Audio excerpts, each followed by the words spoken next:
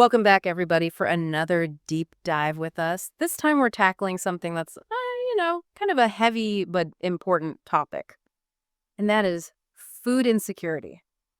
And we're going to try to approach this a little differently. So we're going to be using a children's book as our main source. It's called Saturday at the Food Pantry.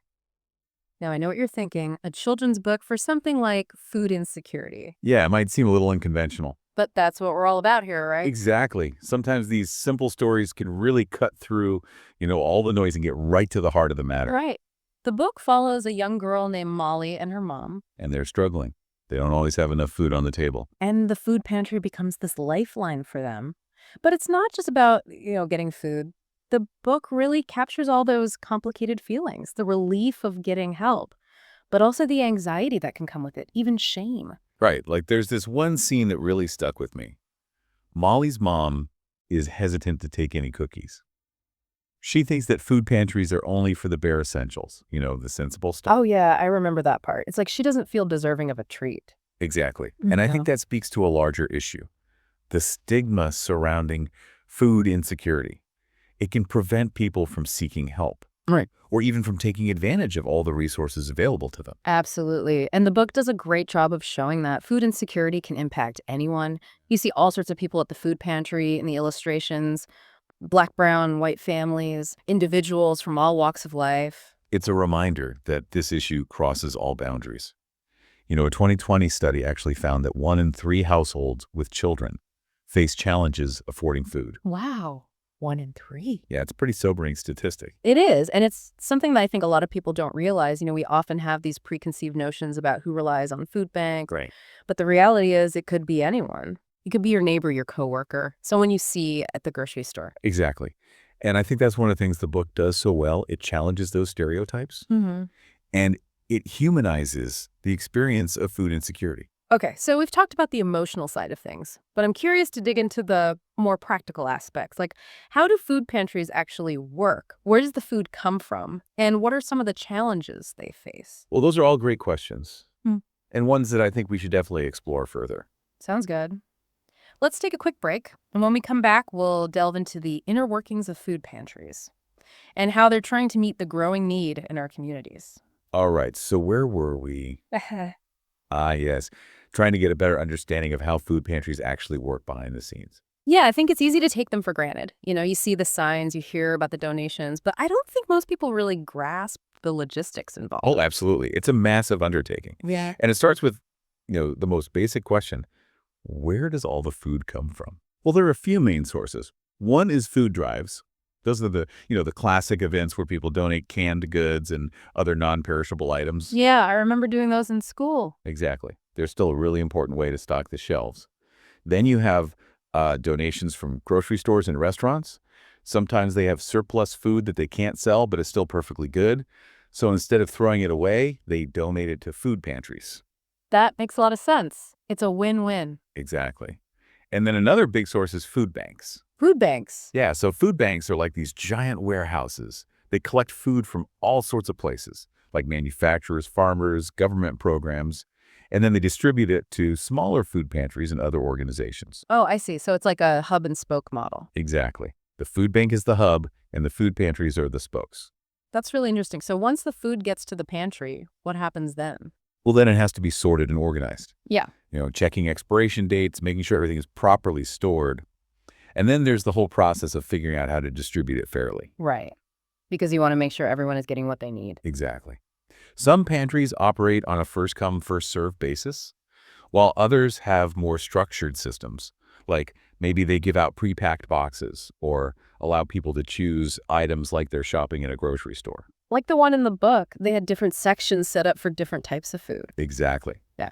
And that model is becoming increasingly popular because it gives people more agency. It's like you were saying before about respecting people's dignity Yeah. and not treating them like they're just receiving handouts. Precisely. So it sounds like running a food pantry is a lot more complex than I realized. Oh, it definitely is. It's not just about giving out food. It's about building relationships, understanding people's needs, and creating a sense of community. And doing all of that with limited resources, I imagine. Oh, absolutely. Most food pantries are run by volunteers, and they're always stretched thin. Yeah. I can only imagine. But I guess that's where the community aspect comes in, like people stepping up to help their neighbor. Exactly. And that's what's so inspiring about it. Despite all the challenges, there's this incredible outpouring of generosity and compassion. I think that's what really resonated with me in the book, that sense of community, like everyone coming together to support each other. Yeah, it's really heartwarming. And it's a reminder that even in the face of hardship, there's still so much goodness in the world. Okay, so we've talked about how food pantries work and the amazing people who keep them running. But I think it's important to remember that food pantries are ultimately a Band-Aid solution. You're absolutely right. They're addressing a symptom, not the underlying cause. Exactly. And that's why it's so important to look at the bigger picture, to understand the systemic issues that contribute to food insecurity. So what are those issues? What are some of the root causes? Well, that's a big question, and one that we'll need to unpack carefully, but I think it's a conversation worth having. Absolutely. Because if we want to truly address food insecurity, we need to go beyond just providing food. We need to create a system that supports everyone's right to thrive. I completely agree. All right, so let's dive into that. What are some of the factors that contribute to food insecurity? And what can we do to create a more just and equitable food system?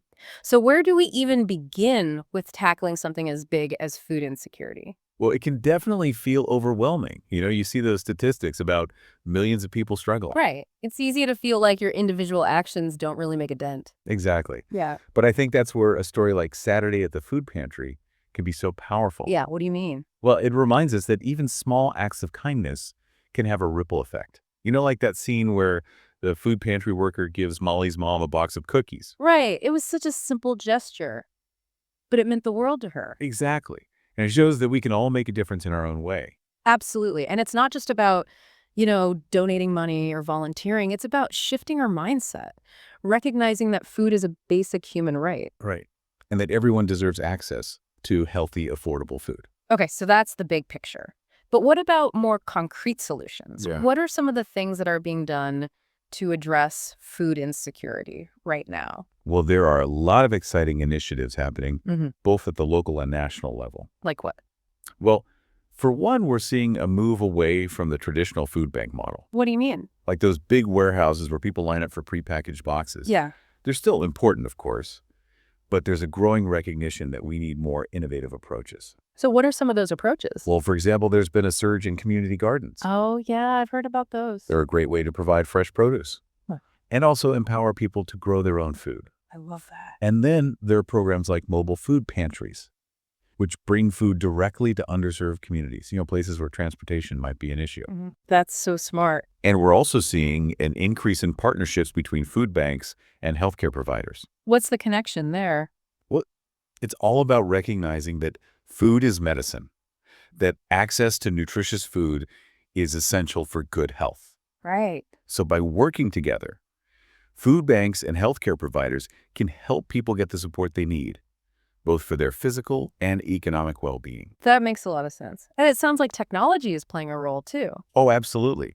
There are all sorts of apps and online platforms now that connect people with surplus food from restaurants and grocery stores. So instead of going to waste, it goes to people who need it. Exactly. It's a win-win. That's amazing. So it sounds like there are a lot of creative solutions out there. There really are. And it's inspiring to see so much innovation happening. But I think it's important to remember that these are all Band-Aid solutions. Right. They're addressing the symptoms of food insecurity, but not the underlying causes. Exactly. So what are those causes and how do we tackle them? Well, it's a complex issue, but I think it boils down to this. We live in a society where too many people are struggling to make ends meet. Right. The cost of living keeps going up. Wages are stagnant. And the social safety net is full of holes. So food insecurity is just one symptom of a much larger problem. Exactly. It's about poverty. It's about inequality. It's about a system that prioritizes profit over people. So what can we do about it? Well, it's going to take a lot of work, Uh, but I think it starts with raising awareness, educating ourselves and others about the root causes of food insecurity, and then what? and then using our voices to demand change.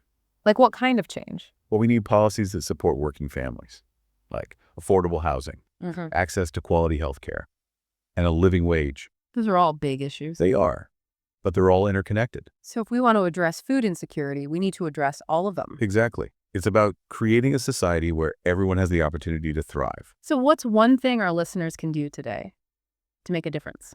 Well, I think the most important thing is to get involved.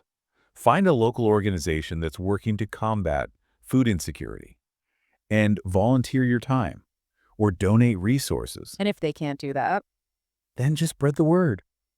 Talk to your friends and family about this issue. Share information on social media. The more people who are aware of the problem, the more likely we are to find solutions. I think that's a great place to end. Yeah, It's been a really thought-provoking conversation. it has. And I hope it's inspired our listeners to take action. Because as we've learned from Saturday at the Food Pantry, even small acts of kindness can make a big difference. Thanks for joining us on this deep dive. We'll see you next time.